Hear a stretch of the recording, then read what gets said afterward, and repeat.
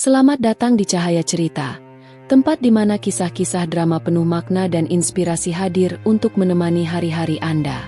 Jangan lupa untuk like, komen, dan subscribe agar tidak ketinggalan cerita terbaru dari kami.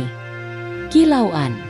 Di tengah hiruk-pikuk kota besar yang tak pernah tidur, seorang pemuda bernama Rian menjalani hidupnya dengan kesederhanaan yang luar biasa.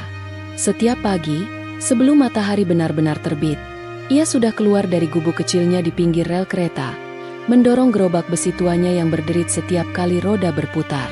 Di dalam gerobak itu, hanya ada beberapa karung bekas, botol kosong, dan semangat hidup yang tak pernah padam.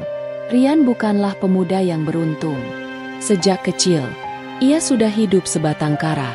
Ia tak tahu siapa orang tuanya. Hanya punya selembar foto kusam yang ia temukan di antara pakaian lama di panti asuhan tempat ia dibesarkan. Tapi meski hidup keras, wajah Rian selalu tampak tenang. Ia tidak pernah menyesali takdir. Selama aku bisa bekerja dan tidak merepotkan orang lain, itu sudah cukup.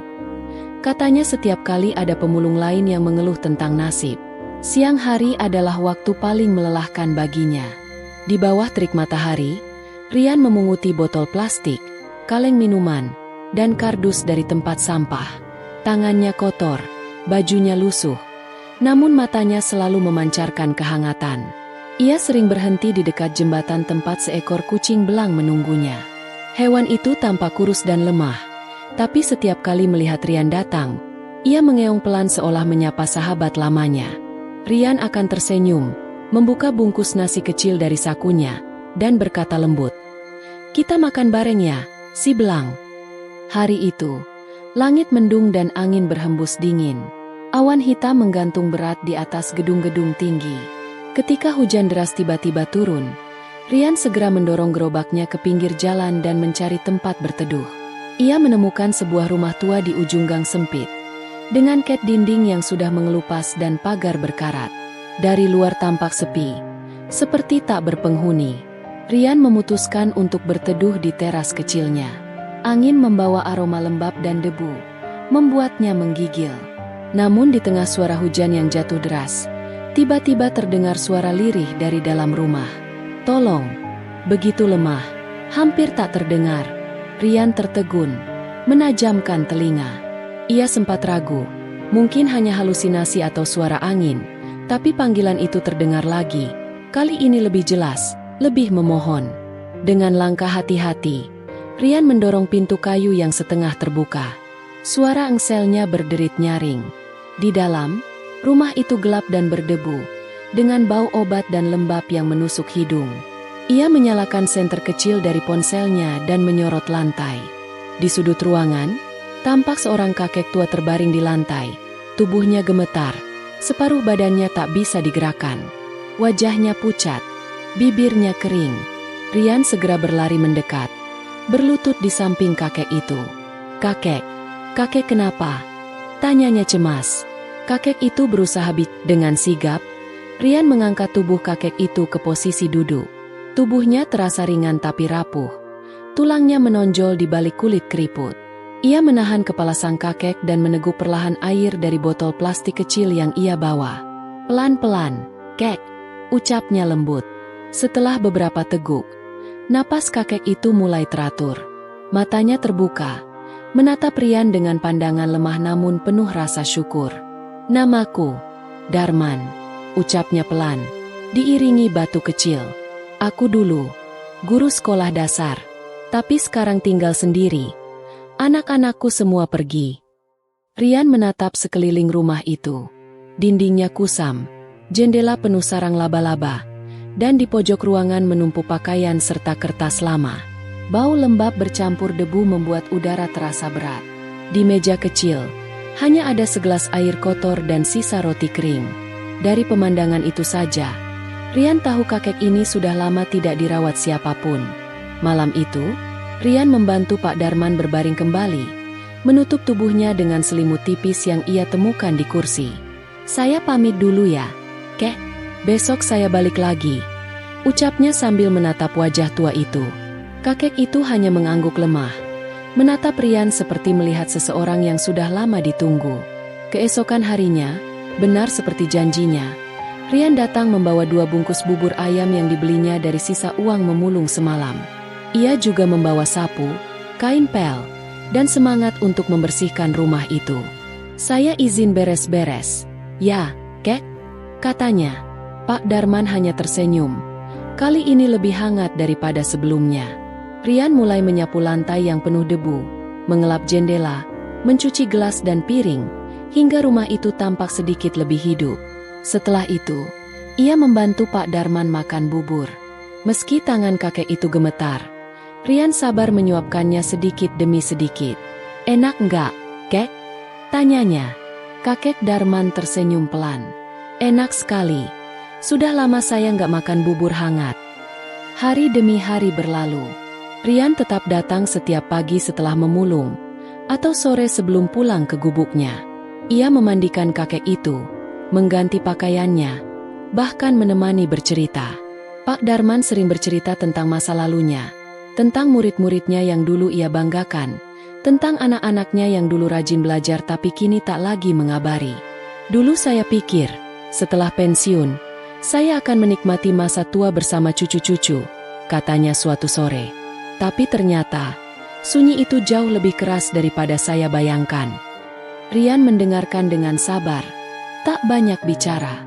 Ia hanya sesekali menimpali dengan senyum. Dalam hatinya, ada rasa hangat sekaligus pilu. Ia tahu bagaimana rasanya sendirian, tidak punya keluarga yang menunggu di rumah. Mungkin, pikirnya, itu sebabnya Tuhan mempertemukannya dengan kakek ini, agar 2 kesepian bisa saling mengisi. Beberapa tetangga yang lewat mulai memperhatikan perubahan di rumah itu. Mereka heran melihat seorang pemulung datang setiap hari dan membuat rumah tua itu tampak lebih bersih dan terang. Namun bagi Rian, semua itu bukan soal dipuji atau diperhatikan. Ia hanya tahu satu hal, bahwa menolong orang lain membuat hatinya terasa lebih hidup. Perlahan, hari-hari berlalu, dan kehadiran Rian di rumah Pak Darman mulai menjadi perhatian warga sekitar. Rumah tua yang dulunya sepi dan tampak seperti rumah hantu, kini terlihat lebih hidup.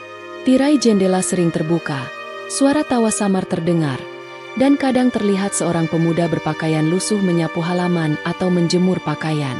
Namun tak semua orang memandangnya dengan niat baik. Di warung ujung gang, beberapa ibu sering berbisik ketika melihat Rian lewat dengan gerobaknya. "Itu si Rian, ya? Pemulung itu sekarang sering ke rumah Pak Darman." "Iya, aku juga lihat. Hati-hati. Jangan-jangan dia cuma mau ambil harta si kakek," sahut yang lain dengan nada curiga. "Aduh, zaman sekarang siapa yang tahu niat orang? Baik di depan, jahat di belakang." Bisik-bisik itu cepat menyebar, membuat beberapa tetangga lain ikut menatap Rian dengan tatapan aneh setiap kali ia melintas. Namun Rian tidak menggubris. Ia sudah terbiasa dipandang rendah. Sejak kecil, ia tahu bahwa kebaikan tak selalu dipercaya, dan kemiskinan sering dianggap tanda keburukan. Ia tetap datang setiap hari, membawa makanan dan semangat baru untuk kakek yang kini sudah mulai bisa duduk di kursi roda. Pak Darman, yang mendengar gosip itu dari tetangga, sempat merasa bersalah. "Rian, maaf ya, mungkin sebaiknya kamu tidak usah sering datang ke sini. Aku tidak ingin orang-orang salah sangka," katanya suatu sore.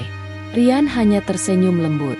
"Kek, kalau saya berhenti datang hanya karena omongan orang, berarti saya menolong karena ingin terlihat baik.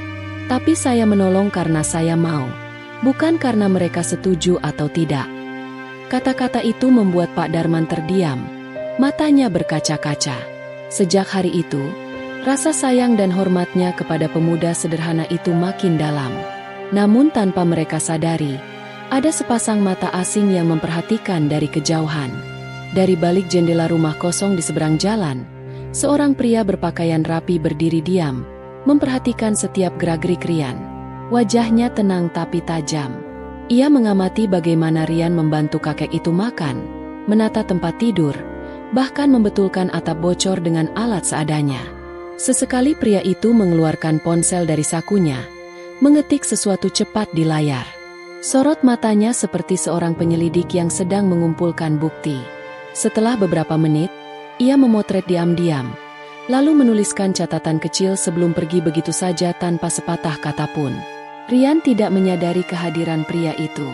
Ia terlalu sibuk memastikan kakek Darman cukup makan dan tidak kesepian. Sementara hujan sore turun perlahan, menimbulkan suara lembut di atap seng, pria misterius itu berjalan menjauh sambil menatap layar ponselnya. Di sana, tampak foto Rian yang sedang membantu Pak Darman duduk di kursi roda. Entah siapa pria itu, tapi dari sorot matanya, jelas ia tahu sesuatu yang lebih besar dari sekadar hubungan pemulung dan kakek tua. Ia menatap foto itu lama, lalu bergumam pelan. Kalau ini benar dia, maka takdir sedang memainkan perannya dengan cara yang menarik. Sementara itu, di rumah kecil yang kini mulai terasa hangat, Rian dan Pak Darman makan malam bersama. Rian menyalakan lampu bohlam redup di langit-langit, membuat suasana sederhana tapi penuh kedamaian. Di luar, bayangan seseorang masih terlihat di ujung jalan sebelum akhirnya menghilang ke dalam gelap malam. Rian tak tahu, sejak hari itu, hidupnya sedang diawasi, dan kisah masa lalunya yang selama ini terkubur pelan-pelan mulai menggeliat menuju permukaan.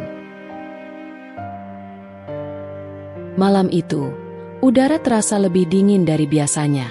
Angin menembus celah-celah dinding rumah tua Pak Darman, membuat tirai lusuh bergoyang perlahan. Rian baru saja selesai membersihkan dapur kecil ketika tiba-tiba terdengar suara batu keras dari kamar. Ia segera berlari ke sana. Pak Darman terbaring dengan wajah pucat dan napas tersengal-sengal. Tubuhnya gemetar, dan keringat dingin membasahi dahinya. "Kek, tenang, saya di sini," ucap Rian panik sambil mengambil kain basah untuk menyeka wajah tua itu. Namun keadaan semakin parah. Napas sang kakek menjadi berat. Dadanya naik turun cepat seperti berjuang keras hanya untuk menghirup udara. Rian langsung tahu ini bukan sakit biasa. Ia segera mengenakan jaket tipisnya dan berkata, "Kek, saya cari bantuan dulu, ya." Kakek tahan sebentar. Dengan langkah tergesa, ia berlari ke puskesmas terdekat yang jaraknya hampir 2 kilometer. Nafasnya memburu, tapi pikirannya hanya satu: menyelamatkan nyawa orang tua yang kini sudah ia anggap keluarga sendiri. Saat tiba di puskesmas, petugas berjaga menatapnya curiga. Rian menjelaskan keadaan Pak Darman dengan terbata-bata, memohon agar ada ambulans atau petugas medis yang mau datang. Namun jawaban yang ia dapat membuat hatinya remuk. "Maaf, Mas, kami nggak bisa datang tanpa data pasien dan uang jaminan dulu," kata petugas itu dingin. Rian mencoba menjelaskan bahwa kakek itu sendirian, tidak punya siapa-siapa, dan kondisinya sangat kritis. Tapi petugas tetap menggeleng. "Peraturan, Mas, kami nggak berani." Rian menunduk, menahan emosi dan kecewa. Hujan mulai turun rintik-rintik di luar ketika ia keluar dari puskesmas. Ia tahu tidak punya waktu untuk marah. Ia segera berlari kembali ke rumah, sekuat tenaga, sambil berdoa dalam hati agar kakek itu masih bertahan. Sesampainya di sana, ia menemukan Pak Darman terbaring lemah dengan mata setengah terbuka. Tanpa pikir panjang, Rian menggendongnya. Tubuh kakek itu ringan, tapi beban di hati Rian terasa berat. Ia melangkah keluar ke jalan besar di bawah hujan, mencoba menghentikan kendaraan yang lewat. Mobil-mobil melaju cepat tanpa memperhatikan mereka. Klakson berbunyi. Sorot lampu menyoroti wajah Rian yang basah kuyup. Ia berteriak, "Tolong, ada orang sakit." Tapi tak ada yang berhenti. Hingga akhirnya, dari kejauhan, sebuah motor berhenti. Seorang sopir ojek online dengan jaket hijau menatapnya bingung. "Mas, kenapa?" Rian menjawab terburu-buru, "Kakek ini sakit parah. Tolong bantu saya bawa ke klinik. Saya nggak punya mobil." Tanpa banyak tanya, sang sopir turun dari motor dan membantu. Bersama-sama, mereka menumpangkan Pak Darman di boncengan, dan Rian memeluk tubuh sang kakek erat-erat agar tidak jatuh. Malam itu, mereka melaju menembus hujan menuju klinik kecil di pinggiran kota. Sesampainya di sana, dokter jaga langsung menerima pasien setelah melihat kondisinya. Rian menunggu di kursi besi sepanjang malam, tanpa berganti pakaian, tanpa tidur. Beberapa hari setelah malam penuh perjuangan itu, kondisi Pak Darman perlahan membaik. Warna wajahnya tak sepucat dulu, napasnya sudah teratur, dan senyum kembali muncul di bibir keriputnya. Di kamar kecil klinik itu, Rian masih setia menemani, sesekali mengipasi atau menyuapi bubur hangat. Meski lelah, ia tampak bahagia. Baginya, melihat kakek itu pulih sudah menjadi hadiah terbesar. Suatu pagi, ketika sinar matahari masuk melalui jendela kecil, Pak Darman menggenggam tangan Rian. Matanya berkaca-kaca. Suaranya pelan tapi penuh makna. "Nak, kamu seperti malaikat. Dunia masih punya orang baik sepertimu." Rian menunduk, tersipu. Ia tidak terbiasa menerima pujian. "Ah, jangan begitu, Kek. Saya cuma ingin hidup saya berguna. Kalau saya bisa bantu sedikit saja, rasanya hati saya tenang." Pak Darman mengangguk pelan. Ia menatap wajah pemuda itu lama, seolah ingin mengingat setiap garisnya. Dalam hatinya, ada sesuatu yang terasa aneh, seperti perasaan familiar yang tidak bisa dijelaskan. Tapi ia mengabaikannya. Mungkin hanya karena usia tua yang membuat pikirannya sering bermain-main. Setelah dokter memastikan keadaannya stabil, Rian membawa Pak Darman pulang ke rumah dengan hati-hati. Di perjalanan, sopir ojek online yang dulu menolong mereka menatap Rian kagum. "Mas, nggak banyak orang kayak kamu. Semoga Tuhan bales kebaikanmu." Rian hanya tersenyum dan menjawab lirih, "Doa itu sudah cukup buat saya, Mas." Sesampainya di rumah, suasana yang dulu suram kini terasa hangat. Rian membersihkan kamar, menata bantal, menjemur kasur, dan menyiapkan air hangat. Setiap gerakannya menunjukkan kasih sayang yang tulus. Di malam hari, ketika semua orang tertidur, Rian duduk di kursi dekat jendela, menatap langit gelap dengan pikiran melayang. Ia teringat masa kecilnya di panti, bagaimana ia sering bermimpi memiliki keluarga, seseorang yang menunggunya pulang. Tanpa ia sadari, kini ia benar-benar menemukannya dalam sosok kakek tua yang dulu bahkan tak ia kenal. Namun, tanpa diketahui Rian, ada sesuatu yang sedang bergerak di luar sana. Pria berpakaian rapi yang beberapa minggu lalu memperhatikan mereka dari jendela kini kembali datang. Kali ini ia tidak sendirian. Di belakangnya ada seorang wanita elegan berusia 40-an dengan pakaian mahal, serta dua pria berpakaian formal yang tampak seperti asisten pribadi. Mereka berdiri di seberang jalan, memperhatikan rumah tua itu dengan serius. Wanita itu menatap rumah Pak Darman dengan tatapan ragu. "Benarkah ini tempatnya?" tanyanya. Pria itu membuka catatannya. "Ya, Bu. Berdasarkan laporan, Pak Darman tinggal di sini. Dan pemuda yang merawatnya, itu Rian." Nama itu membuat wanita itu terdiam sejenak. Ada ekspresi aneh di wajahnya, campuran antara bingung dan terkejut. Ia melangkah lebih dekat, menatap jendela rumah itu. Dari balik tirai, tampak bayangan Rian sedang membantu Pak Darman duduk dan menyuapi makanan. Pria berjas itu mencatat sesuatu di ponselnya lagi. "Tampaknya pemuda itu tinggal di sini juga, Bu." Wanita itu menarik napas panjang. "Baik. Jangan lakukan apapun dulu. Saya ingin melihat lebih jelas." Mereka lalu melangkah pergi perlahan, meninggalkan rumah itu di bawah cahaya sore yang temaram. Di dalam rumah, Rian tidak menyadari bahwa kehidupannya sedang diamati. Ia hanya tahu satu hal, di dunia yang sering terasa kejam, ia telah menemukan arti kebaikan dalam bentuk paling sederhana, menjaga seseorang yang dulu tak berarti apa-apa baginya, tapi kini menjadi cahaya di tengah gelap hidupnya. Namun takdir sudah mulai bergerak. Dan cahaya itu, hari itu udara terasa cerah. Sinar matahari menembus sela-sela genting rumah tua, menyorot partikel debu yang berterbangan di udara. Rian sedang membersihkan kamar belakang rumah Pak Darman, ruangan yang belum pernah ia sentuh sejak pertama kali datang. Di dalamnya terdapat tumpukan kardus, buku-buku tua, dan lemari kayu besar dengan warna coklat yang sudah pudar. Pegangannya berkarat, namun masih kokoh. Kayaknya sudah lama banget nggak dibuka. Gumam Rian sambil menarik napas dalam-dalam. Ia membuka perlahan, dan aroma kertas tua langsung menyergap hidungnya. Di dalam lemari itu, tersimpan banyak benda berdebu, baju lama, piagam, dan beberapa map lusuh. Ketika ia menarik satu laci di bagian bawah, sesuatu yang berbeda menarik perhatiannya. Sebuah amplop tebal berwarna coklat, terikat dengan tali benang merah. Di bagian depan amplop tertulis samar, untuk keluarga Darman. Rian membuka tali itu dengan hati-hati. Di dalamnya, ia menemukan beberapa dokumen lama dan setumpuk foto. Salah satu foto membuat tubuhnya seketika kaku. Foto seorang anak kecil berusia sekitar 5 tahun, dengan mata bulat dan senyum yang sangat mirip dengan dirinya. Ia menatap lama foto itu, bahkan menyentuhnya dengan tangan gemetar. "Ini, aku?" bisiknya tidak percaya. Penasaran? Rian segera membawa amplop itu ke ruang depan di mana Pak Darman sedang duduk di kursi roda, menikmati udara sore. "Kek, saya nemu ini di lemari belakang. Tapi lihat deh, anak ini, kok mirip banget sama saya?"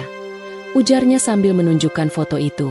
Pak Darman mengambil foto itu dengan tangan bergetar. Tatapannya langsung berubah, dari bingung menjadi terkejut. Lalu perlahan matanya berkaca-kaca. "Dari mana kamu dapat ini, Nak?" Suaranya lirih dan bergetar. "Di laci bawah lemari. Kek, saya cuma bersihin, terus nemu amplop ini." Kakek itu terdiam lama. Nafasnya menjadi berat, dan air mata menetes pelan di pipinya. "Rian, anak itu adalah kamu," ucapnya akhirnya, dengan suara parau penuh emosi. Rian terpaku. Kata-kata itu seperti petir yang menyambar di siang bolong. "Maksud kakek?" tanyanya pelan. Pak Darman menatap foto itu lama, seolah berusaha menahan kenangan yang lama terkubur. "Ibumu dulu adalah anakku satu-satunya, Riani. Ia pergi dari rumah 20 tahun lalu setelah bertengkar denganku. Aku tidak pernah melihatnya lagi. Ia membawa anak kecil bersamanya, cucuku. Sekarang aku sadar, anak itu adalah kamu."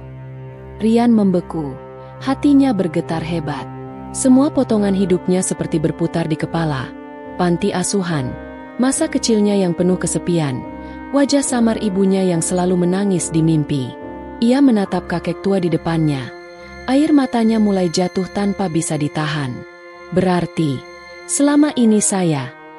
"Ya, Nak," jawab Pak Darman pelan, menggenggam tangan Rian. "Selama ini kamu merawat kakekmu sendiri." Keduanya terdiam lama. Hanya suara angin yang menggerakkan tirai menjadi saksi momen penuh haru itu. Pak Darman menangis seperti anak kecil, memeluk Rian dengan sisa tenaga yang dimilikinya. "Maafkan kakek, Nak. Maaf karena dulu kakek terlalu keras kepala sampai kehilangan ibumu, dan akhirnya kehilangan kamu juga." Rian membalas pelukan itu dengan erat. "Nggak apa-apa, Kek. Saya nggak nyalahin siapa-siapa. Tuhan pasti punya alasan kenapa kita dipertemukan lagi." Sore itu, cahaya matahari yang masuk lewat jendela menerangi wajah mereka berdua. Dua jiwa yang terpisah oleh waktu. Sore itu udara terasa berat, seperti menyimpan sesuatu yang besar. Rian baru saja selesai menyiapkan bubur lembut untuk Pak Darman ketika terdengar suara langkah kaki di depan rumah. Beberapa mobil berhenti di gang kecil, dan dari dalamnya keluar seorang pria berjas hitam, ditemani dua wanita berpakaian elegan serta beberapa orang lain yang tampak seperti staf atau pengawal pribadi. Rian terdiam, bingung melihat pemandangan yang begitu kontras dengan rumah reot tempat mereka tinggal. Pria berjas itu melangkah maju. Wajahnya serius namun penuh rasa hormat. "Selamat sore, apakah ini rumah Bapak Darman?" tanyanya dengan nada sopan. Rian mengangguk pelan. "Betul, tapi maaf, Bapak siapa ya?" Sebelum Rian sempat bertanya lebih jauh, salah satu wanita muda di antara rombongan itu berlari masuk. "Ayah! Ya Tuhan! Ayah!" serunya lirih. Lalu memeluk tubuh tua Pak Darman yang sedang duduk di kursi roda. Wajahnya pucat dan matanya berkaca-kaca. Rian menatap dengan campuran bingung dan waspada.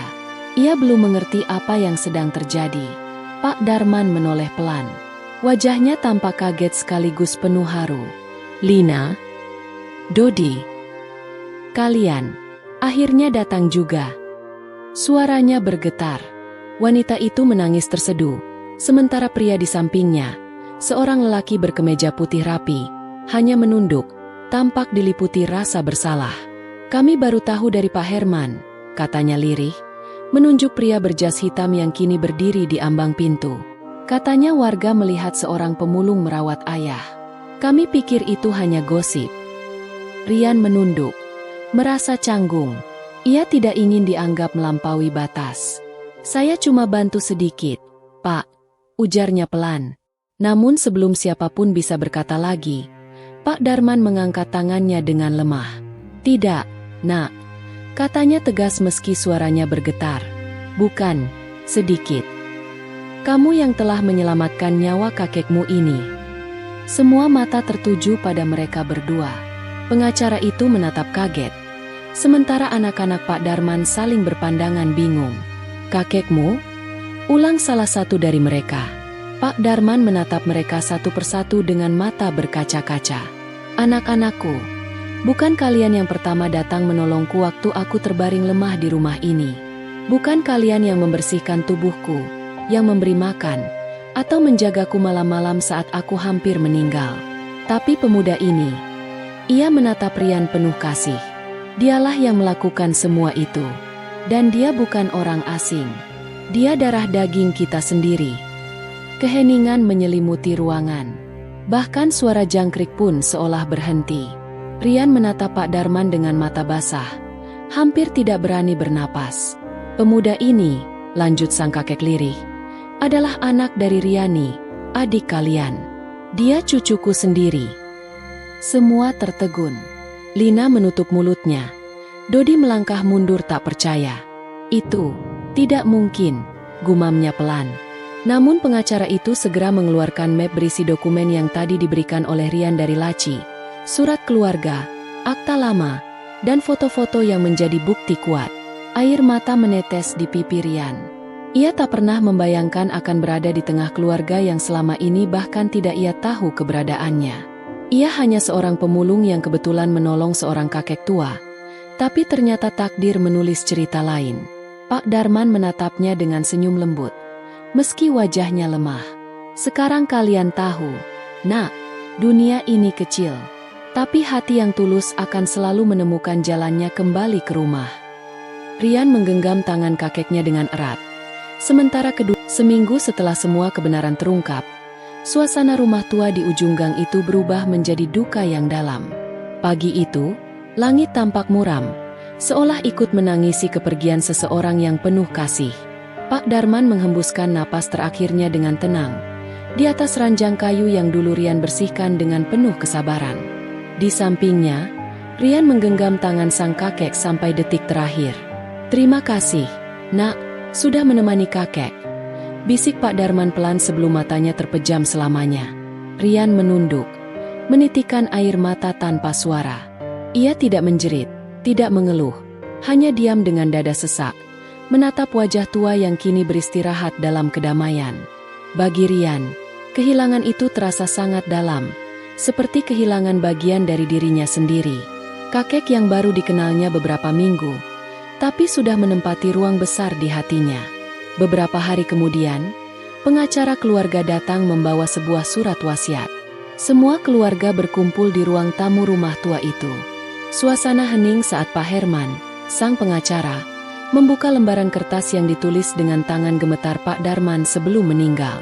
Dengan penuh kesadaran dan cinta, suara Pak Herman bergetar saat membacakan, "Aku mewariskan rumah dan sebagian tabungan hidupku kepada cucuku, Rian, yang telah menunjukkan arti kasih tanpa pamrih. Semoga warisan ini menjadi awal kehidupan baru, bukan sekadar harta, melainkan pengingat bahwa cinta lebih berharga dari segalanya." Rian menunduk. Air matanya jatuh tanpa ia tahan. Ia tak menyangka orang yang baru dikenalnya bisa meninggalkan warisan sebesar itu. Anak-anak Pak Darman yang lain terdiam. Tidak ada rasa iri, justru rasa malu menyelimuti mereka. Lina mendekati Rian dan memeluknya pelan. "Kau pantas menerimanya." "Ayah benar," katanya lirih. Namun bagi Rian, harta bukanlah yang ia cari. Ia tidak tahu akan menggunakan uang itu untuk apa. Hingga suatu malam ia teringat pada banyak wajah renta di jalan. Orang-orang tua yang tidur di emperan toko, sendirian tanpa keluarga seperti dulu Pak Darman. Dari situlah muncul tekad di hatinya. Beberapa bulan kemudian, di lahan kecil peninggalan sang kakek, berdirilah sebuah tempat sederhana dengan papan kayu bertuliskan, Rumah Darman panti lansia untuk mereka yang terlupakan. Bangunan itu tidak megah, tapi selalu hangat. Di sana, Rian merawat para lansia dengan penuh kasih, memandikan, memberi makan, mendengarkan cerita masa lalu mereka tanpa bosan. Setiap sudut rumah itu terasa hidup, seakan semangat Pak Darman masih tinggal di antara mereka. Anak-anak muda di sekitar kampung mulai ikut membantu. Beberapa dari mereka dulu mengenal Rian sebagai pemulung yang sering lewat dengan gerobak tua, dan kini kagum melihat perubahan hidupnya. "Kamu hebat, Rian. Siapa sangka, dulu kamu pemulung, sekarang kamu bantu banyak orang," kata salah satu warga. Rian hanya tersenyum, menatap foto kakeknya yang terpajang di ruang utama. "Saya cuma meneruskan apa yang kakek ajarkan," jawabnya lembut. Dan setiap kali seseorang bertanya kenapa ia melakukan semua itu, jawaban Rian selalu sama. "Karena kadang, orang asing yang kita tolong bisa jadi keluarga yang Tuhan sembunyikan untuk kita temukan." Sore itu, matahari tenggelam di balik langit oranye, memantulkan cahaya hangat ke jendela rumah Darman. Di sana, seorang pemuda yang dulu dianggap tak berarti kini menjadi cahaya bagi banyak jiwa. Warisan yang sesungguhnya